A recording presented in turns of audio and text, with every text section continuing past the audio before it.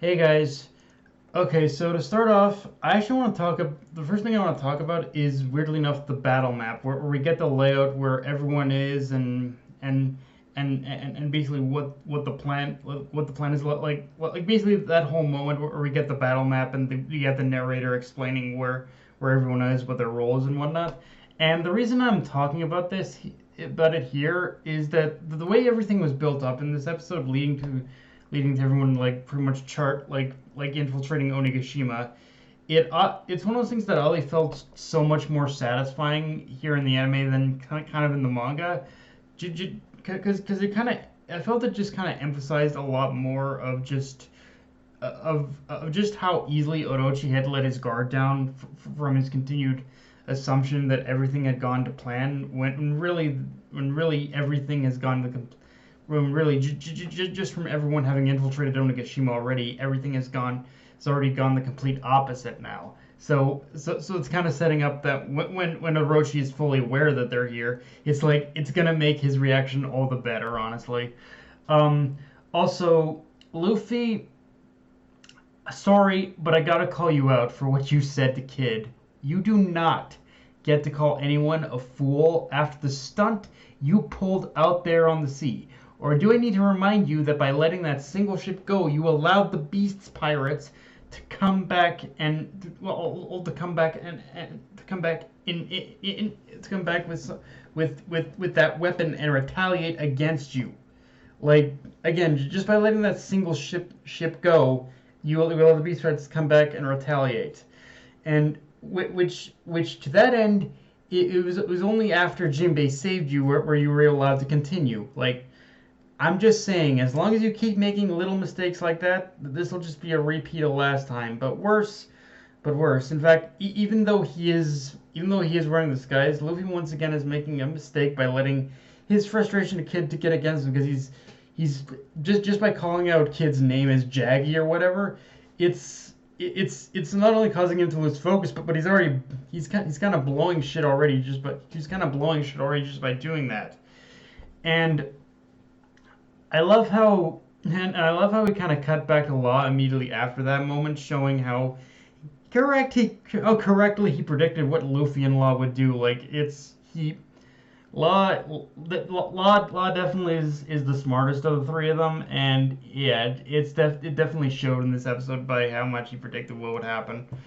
Now, with that said, let's there's actually an interesting moment to talk about in this episode, which is that when we see Zoro enter Onigashima and getting kind of hassled by one of Kaido's crew with like the booze and all that kind of thing, there's a brief moment that shows Zoro kind of subconsciously awake and are tapping the Conqueror's Haki.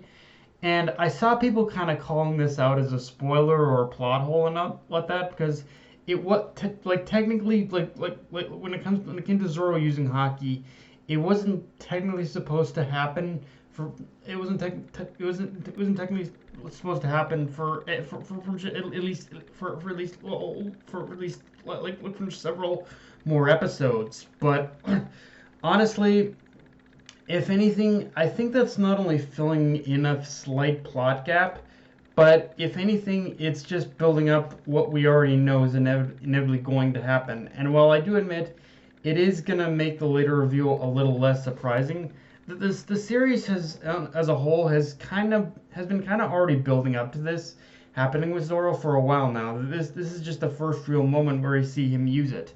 But one other thing that's I think kind of saves it from being a plot hole is that Zoro in this moment he doesn't even seem to be aware he's using it. I will admit that there's a little bit of a there's a little bit of a degree of discussion about the second time he used it in this episode, but it's but I think this is one of those times where it kind of gets by on the idea that it isn't entirely.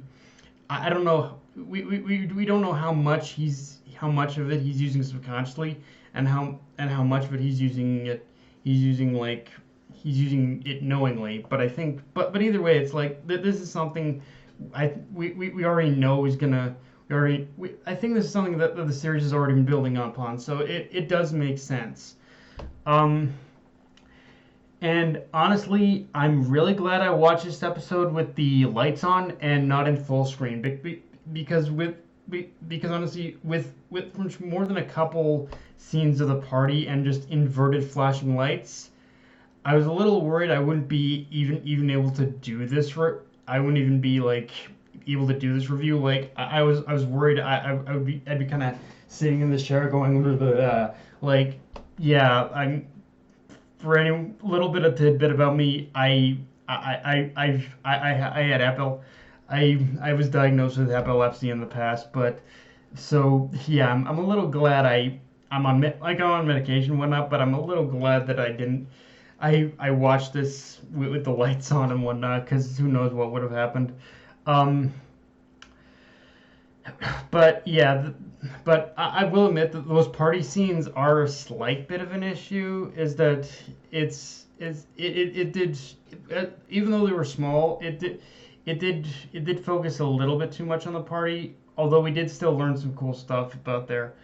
Um, but we still also get a few moments in between as well. For example, on top of that though, top of the party going on, we also get a brief moment with Kanjuro and Momonosuke, which with that moment you can see Momonosuke already crafting an idea of how to escape, and I do love how how getting to see like Kanjuro like just trying to navigate the tunnels in itself also provides a great opportunity in order for Momonosuke to escape. Like basically between Momonosuke looking down at the knife and Kanjuro trying to look at the like trying to navigate through the tunnels. Like this is providing the perfect opportunity for Momonosuke to escape. On top of the on top of that on top of that though, this I like how when we cut back to Straw Hats, that this whole situation was basically the perfect opportunity in order for Frankie to unleash the full might of the Sunny's arsenal, like with Brachio Tank, like the Prince Rhino cycle. All like he unloaded everything in this episode, and I kind of love it. Um, but I also but I also love the little moment of Jinbei like telling the others about what happened with Zoro and Luffy, and their reactions combined with his reaction are just so perfect. Because even though Jinbei has already taken to being part of the crew so naturally already, as shown with his moment with that's definitely as shown with his moment with Robin.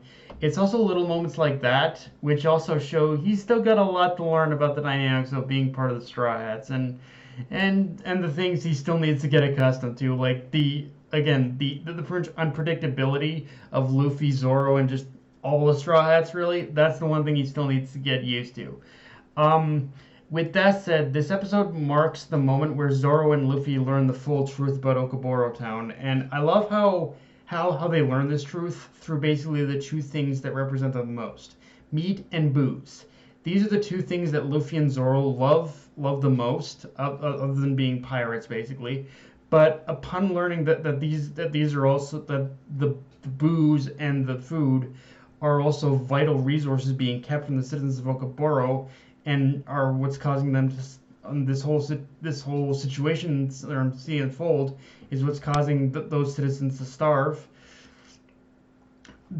It's one of those things where just learning this little detail, they couldn't in any moral sense of the word like partake in that food. They partake in that food or that booze. To them it was just it wasn't morally the right thing to do, and and now and I love how it shows that even though they love these things, they still do have that sense of morality and don't want others to suffer. Don't want others to suffer, even if these are things they like. And now upon learning this, obviously Luffy's gonna go on a total tear now, but he's found another personal goal to achieve: return all this food to the ones who need it the most. And I love how things like the red bean soup kind of spilling over acted as sort of transitions to remind Luffy of what O-Tama has experienced up to this point. Like it was actually a very nice way of incorporating the flashbacks in this episode. We also get a moment of seeing Yamato spying on the Straw Hats in this episode, which should be threatening in a way, but honestly, it's kind of hilarious when you take into consideration context of what's going on in the manga. Um, we also get more from the Toby Roppo, and honestly, Ulti's voice is already kind of grating on me. Like it's one of those things I kind of expected to happen just from reading her lines in the manga, but I didn't think she'd become so annoying so quickly. In fact, in fact, just from this one episode and seeing her kind of argue with pretty much with pretty much like with Page One and with her brother Page One and like and who's who, it's like, yeah, this voice is not gonna grow on me in any which way. Like it's gonna be, I think it's gonna be one of those voice acting performances where I'll think Ulti is okay in certain scenes and annoying in others, and it's gonna flip flop a lot, honestly. But yeah, guys, that's all I got for this review. If you enjoyed the video, like, comment, subscribe. I'm on Twitter, Analyst Crunchyroll. Be sure to hit the notification bell, hit the subscribe button, and just share around, guys. Dead Night Anime, signing off. Later, guys.